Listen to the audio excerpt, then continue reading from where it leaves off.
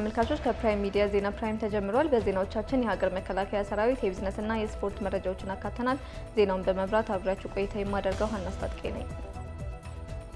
ወደ መጀመሪያው ዜና አልፋለሁ።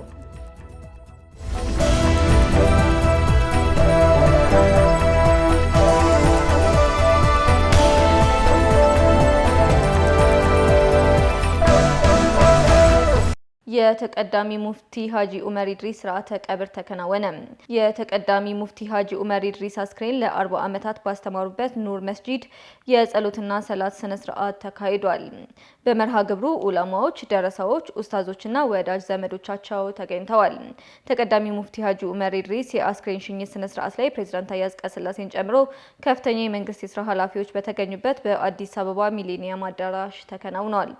ተቀዳሚ ሙፍቲ ሀጂ ኡመር ኢድሪስ ከ2010 መጋቢት እስከ ግንቦት ወር 2014 ዓ.ም ድረስ የኢትዮጵያ እስልምና ጉዳዮች ጠቅላይ ምክር ቤቱን በፕሬዝዳንትነት እንዲሁም የኢትዮጵያ ሃይማኖት ተቋማት ጉባኤ የበላይ ጠባቂ በመሆን አገልግለዋል። ኢትዮጵያ የዓለም ንግድ ድርጅት አባልነት በሚፋጠንበት አግባብ ላይ ውይይት ተደረገ። የኢትዮጵያ ብሔራዊ ባንክ ገዢ ኢዮብ ተካልኝ ከዓለም ንግድ ድርጅት ዋና ዳይሬክተር ኒኮዝ አዌላ ጋር ተወያይተዋል። በውይይታቸውም ወቅት ኢትዮጵያ የዓለም ንግድ ድርጅት አባል እንድትሆን እየተደረገ ባለው ጥረት ላይ መክረዋል። ኢትዮጵያ የዓለም ንግድ ድርጅት አባል መሆኗ ለዘላቂ የኢኮኖሚ እድገትና ዓለም አቀፍ ተወዳዳሪነት የጎላ ሚና እንዳለውም ተጠቁሟል። በመሆኑም በፈረንጆቹ መጋቢት 2026 በካሜሮን ያውንዴ በሚካሄደው 14ኛው የዓለም ንግድ ድርጅት የሚኒስትሮች ጉባኤ የኢትዮጵያን አባልነት ለማረጋገጥ ቀሪ ስራዎች እንዲፋጠኑ በሁለቱም ወገን በኩል ቁርጠኝነት መኖሩ ተገልጿል። የኑሮ ውድነትን የማረጋጋት የስራ ዕድል ፈጠራና ከተረጂነት የመላቀቅ ግቦችን ለማሳካት የባለድርሻ ተቋማት ቅንጅት ሊጠናከር እንደሚገባ በምክትል ጠቅላይ ሚኒስትር ማዕረግ የዲሞክራሲ ስርዓት ግንባታ ማስተባበሪያ ማዕከል ኃላፊና የብልጽግና ፓርቲ ምክትል ፕሬዝዳንት አደም ፋራህ ገለጹ። የብልጽግና ፓርቲ 2018 በጀት ዓመት የሩብ ዓመት አፈጻጸም ግምገማ መድረክ ዛሬም ቀጥሎ ውሏል። በመድረኩ በመንግስት ስራዎች አፈጻጸም ላይ ውይይት እየተካሄደ ሲሆን የስራ ዕድል ለመፍጠር፣ የኑሮ ውድነትን ለመቀነስ የተሰሩ ስራዎችና የተገኙ ውጤቶች እንዲሁም ከተረጂነት የመላቀቅ ግቦች በአጀንዳነት ቀርበዋል። በምክትል ጠቅላይ ሚኒስትር ማዕረግ የዲሞክራሲ ስርዓት ግንባታ ማስተባበሪያ ማዕከል ኃላፊና የብልጽግና ፓርቲ ምክትል ፕሬዝዳንት አደም ፋራህ እንዳሉት የኑሮ ውድነትን ማረጋጋትና ስራ ዕድል ፈጠራ ትኩረት የሚሹ አንገብጋቢ አጀንዳዎች ናቸው ብለዋል። ከተረጂነት መላቀቅ የተሟላ ሉዓላዊነትን ለማረጋገጥ ወሳኝ መንገድ መሆኑን ገልጸው በዚህ ላይ በተቀናጀ አግባብ መስራት እንደሚገባ አጽንኦት ሰጥተዋል። አዳጊ የሆነውን የሕዝብን የልማትና የመልካም አስተዳደር ጥያቄ ደረጃ በደረጃ ለመመለስ በቁርጠኝነት እንሰራለን ሲሉ የአዲስ አበባ ከተማ ከንቲባ አዳነች አቤቤ ገለጹ። ከንቲባዋ ይህንን የገለጹት የከተማ አስተዳደሩ የ2018 በጀት ዓመት የመጀመሪያ ሩብ ዓመት የስራ አፈጻጸም ግምገማ ማጠቃለያ ላይ ባስተላለፉት የስራ አቅጣጫ ነው። በየደረጃው የሚገኙ አመራሮች ከሌላው ጊዜ በተለየ ፍጥነትና ትኩረት የተሰጣቸውን ተልዕኮ በአግባቡ እንዲወጡም አሳስበዋል። በእቅድ ዝግጅት ምዕራፍ የሚባክን ጊዜ እንዳይኖር በማድረግ ሁሉም አመራር ወደ ተግባራዊ የስራ እንቅስቃሴ በመግባት ያስመዘገበውን ውጤት ይበልጥ ማጠናከር እንዳለበትም ጠይቀዋል። አመራሩ የተሰጠውን ተልዕኮ በውጤታማነት በመወጣት ብሎም በብቃት መፈጸም ላይ ማተኮር እንዳለበትም ጠቅሰዋል። የከተማ አስተዳደሩ ህዝብን ተጠቃሚ ያደረጉና መሰረታዊ ለውጥ ያመጡ ስራዎችን በተግባር ሰርቶ ማሳየቱንም ገልጸዋል። የኢኮኖሚ ድርጅቶች የበር ለበር ቆጠራ እየተካሄደ መሆኑን የአዲስ አበባ ፕላንና ልማት ቢሮ አስታወቀ። የአዲስ አበባ ፕላንና ልማት ቢሮ ኃላፊ አቶ አደም ኑሪ በሰጡት ጋዜጣዊ መግለጫ በመዲናዋ በሁለት ምዕራፍ የተከፈለ የኢኮኖሚ ድርጅቶች ቆጠራ እየተካሄደ ይገኛል ብለዋል። ቆጠራው ከጥቅምት 1 ጀምሮ እየተካሄደ ያለ ሲሆን የካቲት 30 ቀን ድረስ የሚቆይ ይሆናል። ጽዮና እንዲፍራው ተጨማሪ አላት። የአዲስ አበባ ከተማ አስተዳደር ፕላንና ልማት ቢሮ የኢኮኖሚ ድርጅቶች ቆጠራ ትግበራን አስመልክቶ አስፈላጊ ቅድመ ዝግጅትን አጠናቆ ወደ ትግበራ መግባቱን አስታወቀ። ጥቅምት 1 የተጀመረው ቆጠራ በከተማ ሁሉን አቀፍ የምጣኔ ሀብት መልክዓ ምድር እንቅስቃሴ ላይ ከ2016 እስከ 2018 ዓ.ም ያሉ መረጃዎችን ለማቅረብና አስፈላጊ የሆኑ ስታቲስቲካዊ መረጃዎችን ለማምረት ያለመ ነውም ተብሏል። የአዲስ አበባ ከተማ አስተዳደር ፕላንና ልማት ቢሮ ኃላፊ አቶ አደም ኑሪ ቢሮ ቆጠራውን ከባለድርሻ አካላት ጋር መቀናጀት በ11ዱም ክፍለ ከተሞች ስር በሚገኙ ወረዳዎች በተቋቋሙ 5606 ቆጠራ ቦታዎች ይፈጸማልም ብለዋል። ይሄ መረጃ የሚካሄደው በሁሉም የከተማችን አካባቢ ነው። ቆጠራው የሚካሄደው 5606 የቆጠራ ጣቢያዎች አሉ። ወደ 119 የሚሆኑ ወረዳዎች አሉን በአዲስ አበባ ከተማ አስተዳደር። ስለዚህ ቆጠራው የሚሸፍነው ሁሉንም የከተማው ክልል የሚሆን መሆኑ መረጃው መታወቅ አለበት። የንብረት ቆጠራው ዋና ዓላማ የኢኮኖሚ ዘርፎች ለአጠቃላይ የሀገር ምጣኔ ሀብት ያላቸውን አበርክቶ ለማወቅና የዘርፎቹ የድርሻ ስሌት ቀመርም ወቅታዊ ለማድረግ የሚረዳ መረጃ ለማግኘት እንደሆነም አክለዋል። ከቆጠራው አንጻር ምን ዓላማ አለው የሚለውን ነገር ጨምሬ ማንሳት ፈልጋለሁ። አንደኛው ኢኮኖሚክ ሪቤዝ ለማድረግ ይሄ የጥናት ውጤት ይጠቅማል። የሀገሪቱን የምርት መጠን ጂዲፒ የምንለውን ጥናት ለማወቅ በትክክል ለማወቅ ይረዳል። በዚሁም የአዲስ አበባ ከተማ አስተዳደር ለሀገር የኢኮኖሚ ምርት ያላት አስተዋጽኦ ድርሻ ምን ያህል እንደሆነም ለማወቅ ያስችላል። በተጨማሪም የከተማችንን ግሮስ ሲቲ ፕሮዳክት የምንለው የከተማችንን ኢኮኖሚ አካውንት ምን ያህል ነው የሚለውን ያሳውቀናል። በተጨማሪም የከተማ ነዋሪዎችና የግል ድርጅቶች አስፈላጊውን ትብብር እንዲያደርጉም አሳስበዋል። እንግዲህ ይህንን ቆጠራ ሲካሄድ ትልቁ ነገር አንዱም የዚህ ጋዜጣዊ መግለጫ ዋነኛ ዓላማ ይህንን ተገንዝቦ ሁሉም የኢኮኖሚ ድርጅቶች፣ ሁሉም እማወራና አባወራዎች በዚህ ጥናት የሚካተቱ ቤት ለቤት በር ለበር የሚደረገው ጥናት ላይ ትክክለኛውን መረጃ ማህበረሰቡ እንዲሰጥ ያስፈልጋል። ይሄንን ማድረግ ካልቻልን፣ ትክክለኛ መረጃ መስጠት ካልቻልን የፖሊሲ እርምቶች የሚደረጉ ድጋፎች፣ ለተቋማት የሚደረጉ ድጋፍ በትክክል የመንግስትን ድጋፍ ማግኘት ስለማይቻል እነዚህን ነገሮች ማህበረሰቡ አውቆ ትክክለኛ መረጃ መስጠት መቻል አለበት። በመጨረሻም ይህን ጥናት ለማስተጓጎልና ለማደናቀፍ የሚንቀሳቀሱ ቡድኖች ከዚህ ተግባራቸው እንዲቆጠቡ በማለትም መልእክት አስተላልፈዋል። በቆጠራው ወቅት ተመሳስለው በመምጣት ህብረተሰቡን የሚያታልሉ አካላት ሊኖሩ ስለሚችሉ ህብረተሰቡ እንዲጠነቀቅና ቆጠራው በዲጂታል መንገድ ብቻ እንደሚደረግ በማስገንዘብ ቆጠራው እስከ የካቲት 30 ይቆያልም ተብሏል። ከቀናት በኋላ ለሚካሄደው ጣና ፎረም በሁሉም ረገድ የተሟላ ዝግጅት መደረጉን የአማራ ክልል ፖሊስ ዋና ጠቅላይ መምሪያ አስታወቀ። አፍሪካ በተለዋዋጩ የዓለም ስርዓት በሚል መሪ ሀሳብ ለሚካሄደው 11ኛው ጣና ፎረም የተደረገውን ዝግጅት በተመለከተ የጸጥታ አካላት የውይይት መድረክ በባህር ዳር ከተማ ተካሂዷል። በውይይት መድረኩ ላይ የተገኙት የአማራ ክልል ፖሊስ ዋና ጠቅላይ መምሪያ የኮሚኒኬሽንና የሕዝብ ግንኙነት መምሪያ ኃላፊ ረዳት ኮሚሽነር ክንዱ ወንዴ ከቀናት በኋላ ለሚካሄደው የጣና ፎረም በሁሉም ረገድ የተሟላ ዝግጅት መደረጉን ገልጸዋል። በጣና ፎረም ላይ ከተለያዩ ሀገራት የሚመጡትን ጨምሮ በርካታ ታዳሚዎች የሚገኙ በመሆኑ ከጸጥታም ይሁን ከአቀባበልና መስተንግዶ አንጻር ግብረ ኃይል ተቋቁሞ መሰራቱንና ዝግጅት መጠናቀቁንም ተናግረዋል። የጣና ፎረም ለኢትዮጵያ ገጽታ ግንባታ ትልቅ ትርጉም ያለው መሆኑን አንስተው ጉባኤው የሚካሄድበት ባህር ዳር ከተማ ደግሞ የሰላም ተምሳሌትና የቱሪዝም መስህብነቷን የምታሳይበት መልካም አጋጣሚ መሆኑን አስረድተዋል። ፎረሙ በመሪዎችና በውጭ ጉዳይ ሚኒስትሮች ደረጃ ምክክር የሚደረግበት መርሃ ግብር ያካተተ አህጉራዊና ዓለም አቀፍ ተቋማት ልዩ መልእክተኞችም የሚወያዩበት መሆኑ መገለጹ ይታወቃል። በርካታ ተሳታፊዎች እንደሚሳተፉበት የሚጠበቀው 11ኛው የጣና ፎረም ከጥቅምት 14 እስከ 16 ቀን 2018 ዓ.ም በባህር ዳርና በአዲስ አበባ የሚካሄድ መሆኑ ታውቋል። በኦሮሚያ ክልል የትምህርት ጥራትን ለማስጠበቅ የሚያግዙ የግብዓት ማሟላትና የትምህርት ቤቶችን ደረጃ የማሻሻል ስራዎች በትምህርት ለትውልድ መርሃ ግብር አማካኝነት በስፋት እየተከናወኑ መሆኑን የክልሉ ትምህርት ቢሮ አስታወቀ። የቢሮ ኃላፊ ቱላ በሪሶ እንደገለጹት በክልሉ የትምህርት ጥራትን ለማስጠበቅ ለግብዓት አቅርቦትና መሰረተ ልማቶችን ለማሟላት በትኩረት እየተሰራ ይገኛል ብለዋል።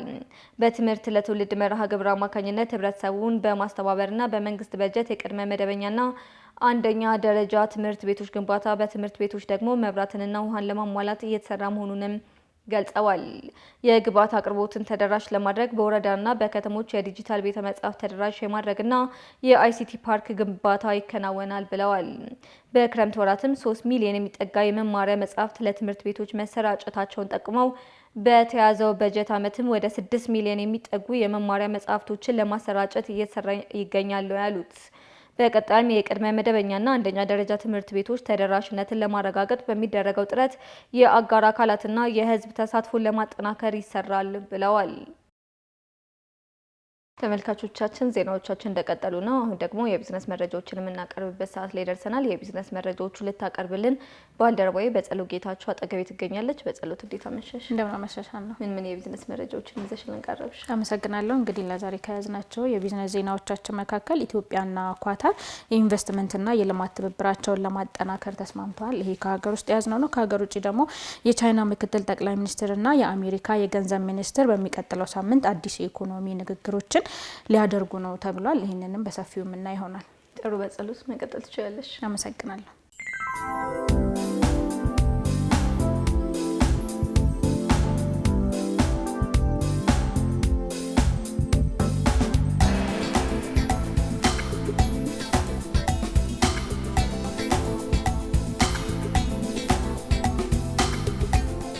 ኢትዮጵያና ኳታር የኢንቨስትመንትና የልማት ትብብራቸውን ለማጠናከር ተስማሙ። የገንዘብ ሚኒስትር አህመድ ሺዴ ከዓለም ባንክና ከዓለም አቀፍ የገንዘብ ተቋም ዓመታዊ ስብሰባ ጎን ለጎን ከኳታር አቻቸው አሊ ቢን አህመድ አልኩዋሪና ከኳታር የልማት ፈንድ ዋና ዳይሬክተር ፉአድ ሀማድ አልሱለይቲ ጋር ተወያይተዋል። በውይይታቸውም በሁለቱ ሀገራት መካከል በመሰረተ ልማት፣ በኢንቨስትመንትና በልማት ስራዎች ስትራቴጂያዊ አጋርነት ለመፍጠርና ያላቸውን ትብብር ማሳደግ በሚቻልባቸው ጉዳዮች ላይ መክረዋል። አቶ አህመድ ሺዴ በኢትዮጵያ እየተደረገ የመጣውን የኢንቨስትመንት እድል በማስረዳት የኳታር ባለሀብቶች በኢትዮጵያ በተለይም በአምራች ኢንዱስትሪ፣ በግብርና፣ በቱሪዝምና ሌሎች ዘርፎች እንዲሰማሩ አስፈላጊው ድጋፍ እንደሚደረግ አረጋግጠዋል። ኢትዮጵያ ከኳታር ጋር ያላትን አጋርነት ከፍ ባለ ደረጃ ትመለከታለች ያሉት ሚኒስትሩ የሀገራቱን የሁለትዮሽ ትብብር ማጠናከር አስፈላጊ መሆኑን አንስተዋል። የኢትዮጵያን የኢኮኖሚ ማሻሻያ ተግባራት ያደነቁት የኳታር የገንዘብ ሚኒስትር አሊ ቢን አህመድ አልኩዋሪ በበኩላቸው በንግድና ኢንቨስትመንት ፕሮጀክቶች ላይ በትብብር ለመስራት የሚያስችል አቅም መኖሩን ጠቁመዋል። ሀገራቸው ከኢትዮጵያ ጋር ያላትን የሁለትዮሽ ግንኙነት ለማጠናከር ጠንካራ ፍላጎት እንዳላትም ነው ሚኒስትሩ የገለጹት። በኮምቦልቻ የሚገኙ አምራች ኢንዱስትሪዎች እንቅስቃሴ አበረታች ነው ሲሉ የኢንዱስትሪ ሚኒስትር አቶ መላኩ አለበል ገለጹ።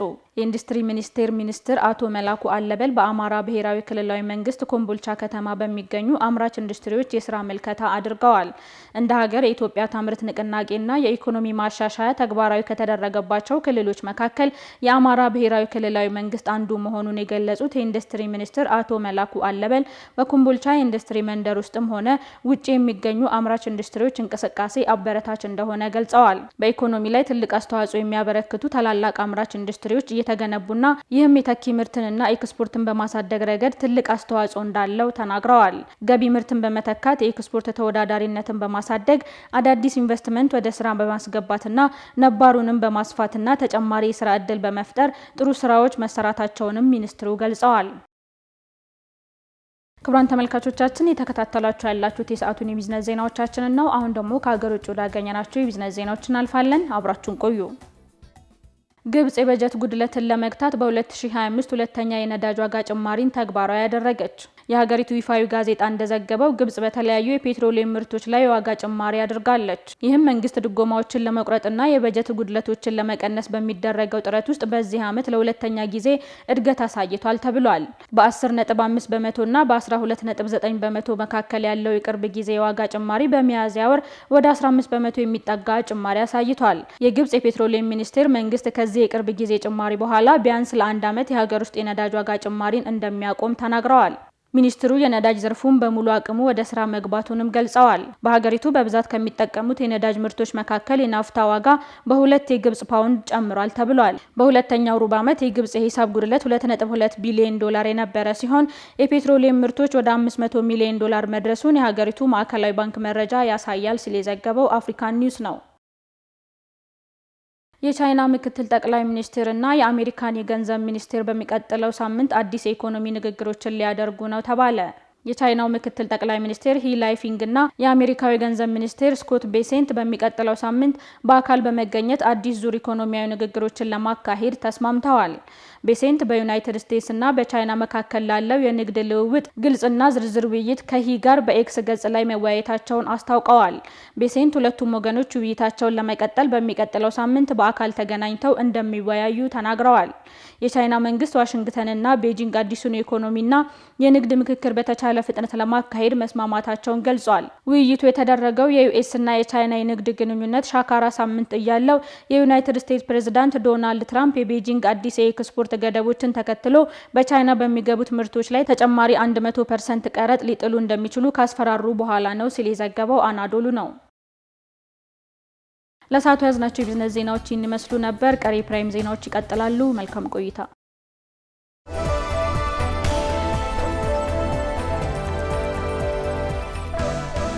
ተመልካቾቻችን ዜናዎቻችን እንደቀጠሉ ናቸው። አሁን ደግሞ ከውጭ ምንጭ ወዳገኘናቸው ዜናዎች እናልፋለን። የሱዳን ስደተኞች ግጭት እየሸሹ ሰብአዊ ቀውስ እየተባባሰበት ወዳለው የማዕከላዊ አፍሪካ እየገቡ መሆኑ ተገለጸ።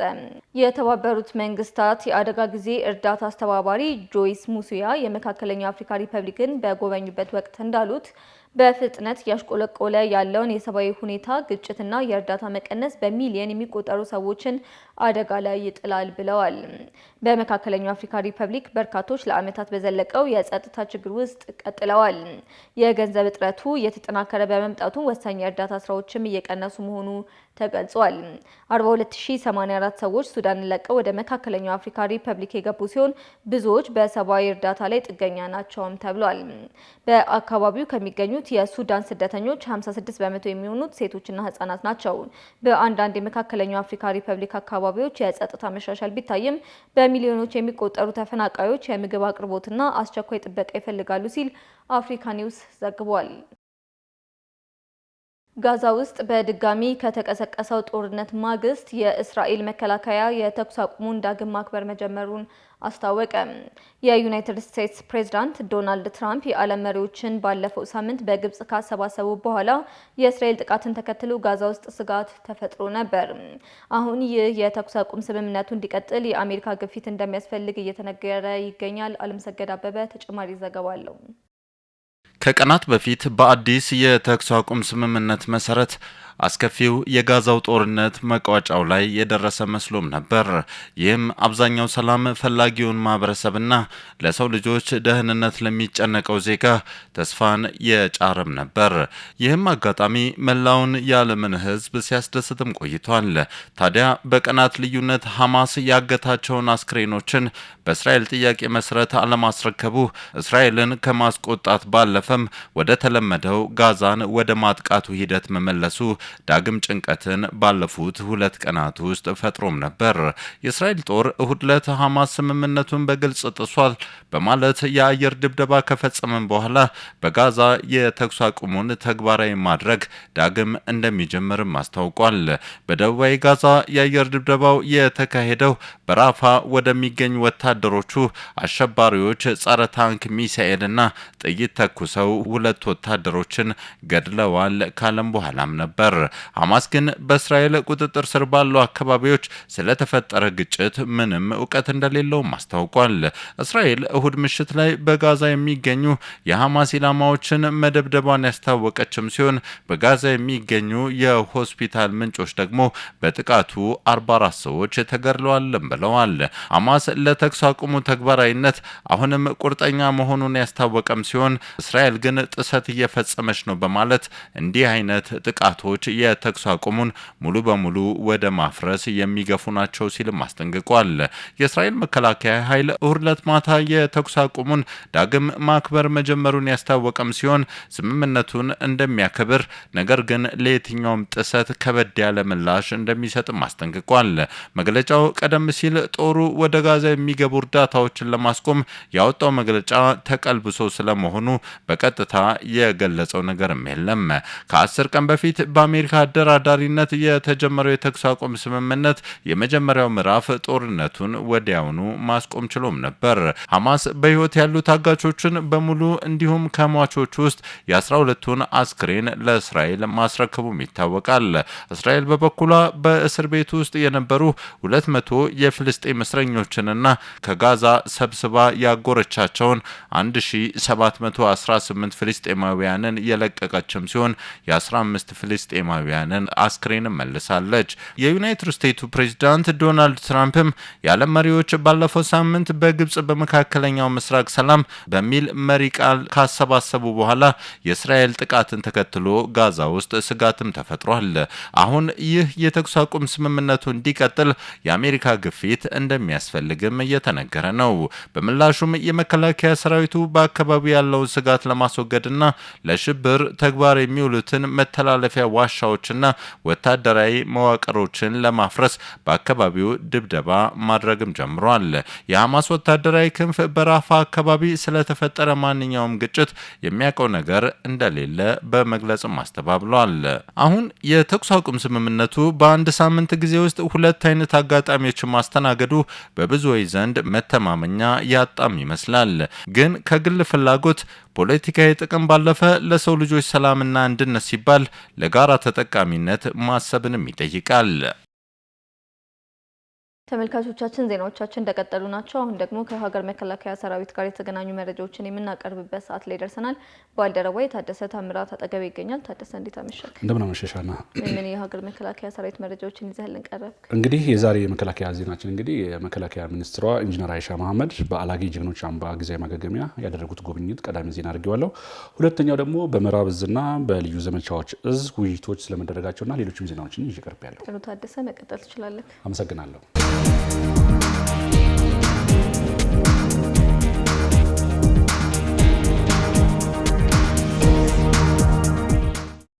ጀግንነት የትውልድ ቅብብሎች ነው ሲሉ ኢንጂነር አይሻ መሐመድ ተናገሩ። የመከላከያ ሚኒስትር ኢንጂነር አይሻ መሐመድ አላጌ የጀግኖች አምባና ጊዜያዊ ማገገሚያ ማዕከል የሚገኙ የሀገር ባለውለታ የጦር ጉዳተኞችን በአካል ተገኝተው ያበረታቱ ሲሆን የተለያዩ ቁሳቁስ ድጋፎችን አድርገዋል። የምሳ ግብዣም አካሂደዋል። በመከላከያ ኦርኬስትራ የሙዚቃ ዝግጅት በደመቀ መርሃ ግብር ላይ ንግግር ያደረጉት የመከላከያ ሚኒስትር ኢንጂነር አይሻ መሐመድ ዘመኑን በዋጀ መልኩ በማሻሻል ታሪካዊ የሆነውን የአላጌ የጀግኖች አምባና ጊዜያዊ ማገገሚያ ማዕከል ወደ ተሻለ ደረጃ በማድረስ ረገድ በቀጣይ ትላልቅ ስራዎች እንደሚሰሩ ገልጸው በርካቶች የሚማሩበትና ዜጎች የሚኮሩበት ሆኖ እንዲቀጥል እንሰራለን ብለዋል። ጀግንነት የትውልድ ቅብብሎች ነው ያሉት ኢንጂነር አይሻ መሐመድ አላጌ የጀግኖች አምባና ጊዜያዊ ማገገሚያ ማዕከል የምትገኙ እናንተ የዚህ ዘመን ጀግኖች ናችሁ ሲሉም ገልጸዋል። ኢንጂነር አይሻ መሐመድ የማዕከሉ መሬት በወረራ ከየአቅጣጫው እየተሸነሸነ እንደሚገኝ ገልጸው የሚመለከተው የመንግስት አካል የራሱን እርምጃ እንዲወስድም ጠይቀዋል። የመከላከያ ጤና ዋና መምሪያ ኃላፊ ሌተናል ጀነራል ጥጋቡ ይልማ በበኩላቸው የሀገራችንን ሕልውና ለማረጋገጥ አካላችሁን አጉድላችሁ ጀግና ማዕከል መገኘት ትልቅ ክብር መሆኑንም ገልጸዋል። ሀገር የምትቀጥለው ታሪኳን ማስቀጠል ሲቻል ነው ያሉት ሌተናል ጀነራል ጥጋቡ ይልማ አባቶቻችን የጀመሩትን የጀግኖች አምባና የጊዜያዊ ማገገሚያ ማዕከል የተለያዩ እድሳቶች በማድረግ እና በተጠናከረ መልኩ ስራዎችን በማከናወን ታሪክ ማስቀጠል ላይ እንገኛለንም ብለዋል። የማሰልጠኛ ማዕከሉ አሰልጣኞች በማያቋርጥ ሂደት ውጤታማ ስራዎችን መስራታቸውም ተገለጸ።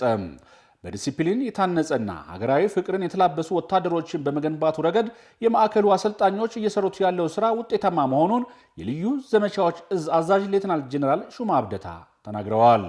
ጀነራል መኮንኑ ከልዩ ዘመቻዎች እዝ ማሰልጠኛ ማዕከል አመራሮችና አሰልጣኞች ጋር ባደረጉት ውይይት የማዕከሉ አመራሮችና አሰልጣኞች እየሰሩ ላሉ ስራ አመስግነው ወታደር የሚያደርገው በዲሲፕሊን የተካነ አሰልጣኝ ያስፈልጋል ብለዋል።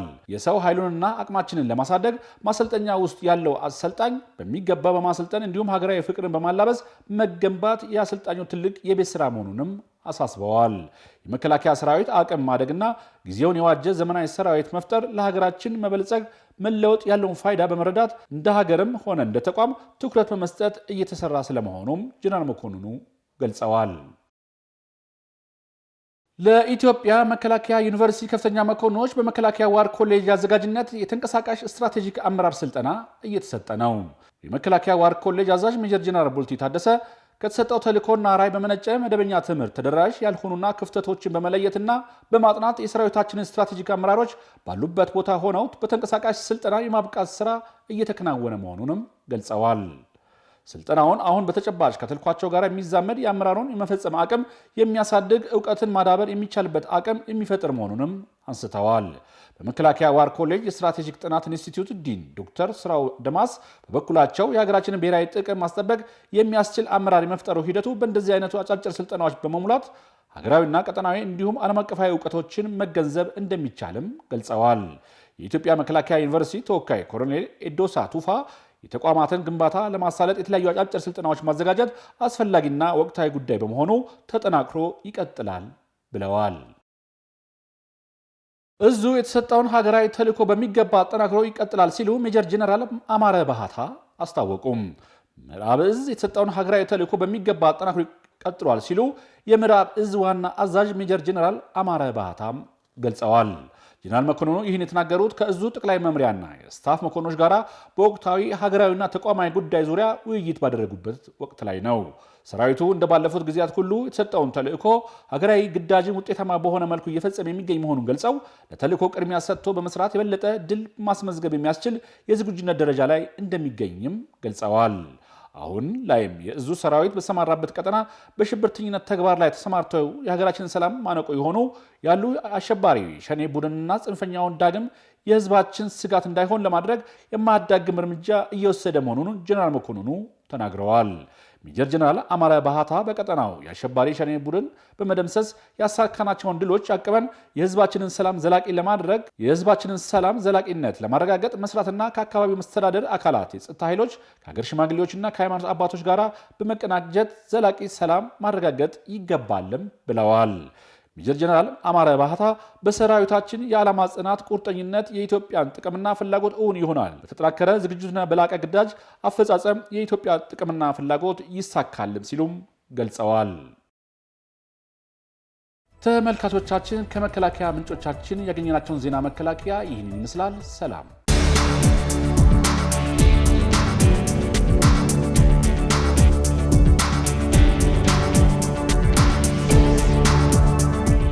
ተመልካቾች ለዛሬ የነበሩን ዜናዎች ይህን ይመስላሉ። አብራችሁን ቆይታ ስላደረጋችሁ እጅግ እናመሰግናለን። ቀሪ የፕራይም ሚዲያ ዝግጅቶች ይቀጥላሉ። በእኔ በኩል መልካም ጊዜ